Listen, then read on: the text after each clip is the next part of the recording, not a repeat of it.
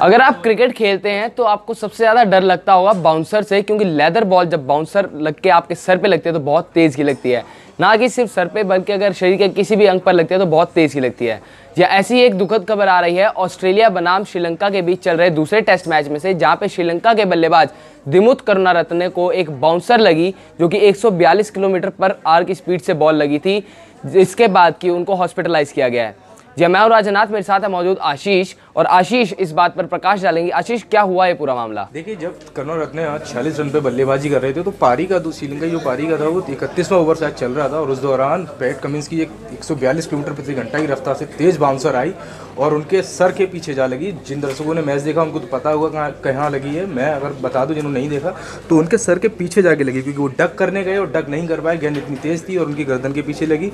प्रहार इतना तेज था उस गेंद का कि वो मैदान पर ही गिर पड़े और उसके बाद नहीं उठे। स्ट्रेचर बुलाई गई और फिर उनको मैदान से बाहर पहुंचाया गया। खबरों के माने तो उन्हें यहाँ तक बताया गया कि अभी तक अस्पताल भेज दिया गया है करुणारत्ने को। तो चोट कितनी गंभीर है इसकी अभी तक पुष्टि नहीं हुई है, लेकिन जो उनके हालात देख रहे थे उससे संकेत जो है वो साफ और सही नजर नहीं आ रहे थे। ऐसा ही एक बार देखने को मिला था जब ऑस्ट्रेलिया एक घरेलू मैच खेल रहा था, जिसमें कि शॉन एबॉट ने बॉल डाली थी और फिलिप ह्यूजेस की एक दुखद मौत हुई थी पिच क्रिकेट ग्राउंड के ऊपर।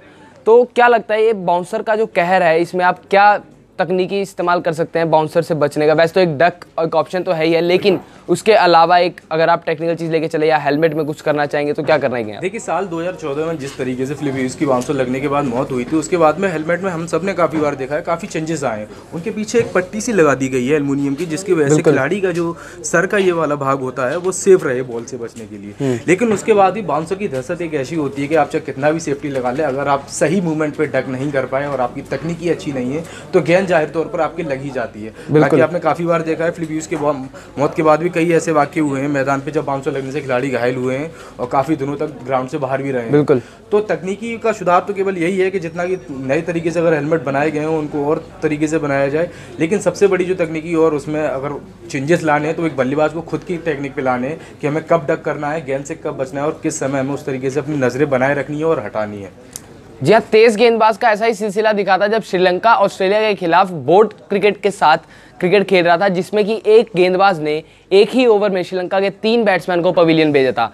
जी हाँ, तेज गेंद थी, उनको मारना चाह रहे थे शॉर्ट लेग की तरफ, लेकिन जो शॉर्ट लेग पे 2 फील्डर लगाए थे उन दोनों के हाथ पे लगी थी और एक और फील्डर के हाथ पे ही लगी थी, जिसके कारण कि तीनों प्लेयर एट अ टाइम वापस अपने पवेलियन की तरफ चल पड़े थे।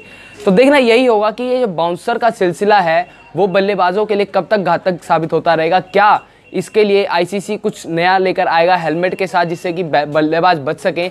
लेकिन एट लास्ट आप खेल रहे हैं, आपको बच के खेलना है। शॉट्स को अगर आप बाउंसर नहीं खेलना चाहते, सिंपल डक करें, सेफ्टी अपने हाथ है। और उम्मीद करता हूं मैं कि करुणारत्ने की जो चोट है वो काफ़ी गंभीर ना हो। बिल्कुल। श्रीलंका जिस तरीके से इस मैच में बिछड़ रहा है, 534 रनों का लक्ष्य दिया है पहली बारी में ऑस्ट्रेलिया ने, तो उसे अच्छी तरीके से खेले। खेल अपनी जगह पर, एक खिलाड़ी अपनी जगह बिल्कुल बहुत जरूरी है। बिल्कुल। और राजन इसी के साथ अब समाप्त करेंगे इस वीडियो को।